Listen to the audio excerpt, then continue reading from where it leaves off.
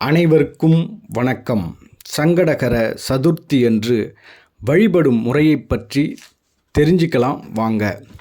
சங்கடகர சதுர்த்தி வணங்குவதற்கு எளியவராகவும் வாழ்வில் எல்லா வளங்களையும் தருபவராகவும் இருப்பவர் விநாயகப் பெருமான்.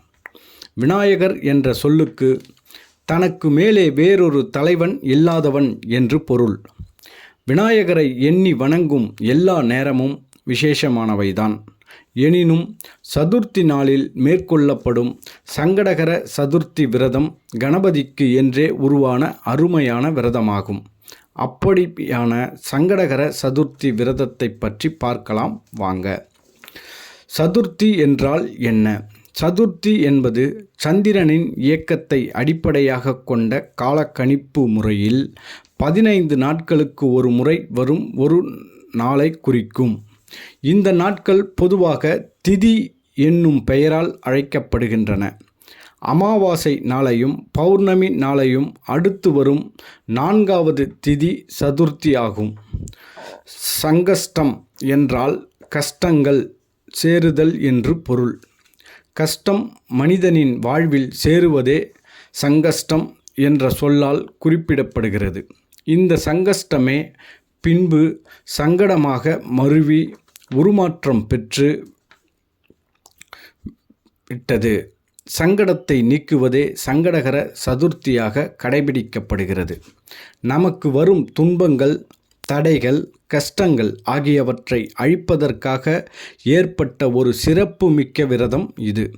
மனிதருக்கு மட்டுமல்ல, தெய்வங்களுக்கும் தேவர்களுக்கும் கூட சங்கடங்கள் வந்தபோது அவர்களை விநாயகரை வணங்கி நலம் பெற்றுள்ளனர். சங்கடகர சதுர்த்தி அன்று வழிபடும் முறை. சங்கடகர சதுர்த்தி அன்று விரதம் இருப்பவர்கள் பொதுவாக விரதம் இருக்கும் நாளில் செய்வது போல காலை எழுந்ததும் வீட்டை சுத்தம் செய்து குளித்துவிட்டு பூஜை அறையை சுத்தம் செய்து விளக்கு ஏற்றி வழிபட வேண்டும். பின் அருகில் இருக்கும் கோவிலுக்கு சென்று விநாயகரை வணங்கி 11 முறை வலம் வர வேண்டும். விநாயகருக்கு அருகம்புல் கொண்டு அர்ச்சனை செய்வது மிகவும் அவசியம். நாவல் பழம், கொய்யா, பேரிக்காய், கொழுக்கட்டை, சுண்டல் ஆகியவற்றை படைக்கலாம்.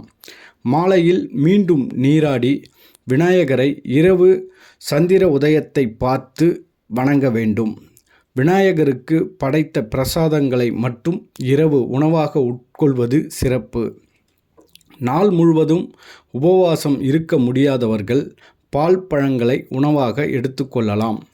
விரதம் மேற்கொள்பவர்கள் கோவிலுக்கு சென்று விநாயகரை தரிசனம் செய்வது கூடுதல் பலன்களை தரும். பலன்கள்.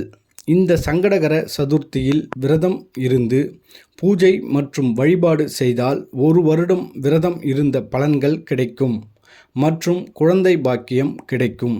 திருமணத்திற்காக காத்திருப்போர் இந்த விரதம் இருந்தால் திருமணம் நடக்கும். இந்த நாளில் விநாயகப் பெருமானை வழிபட்டால் வளமான வாழ்வு கிடைக்கும் என்பது நம்பிக்கை.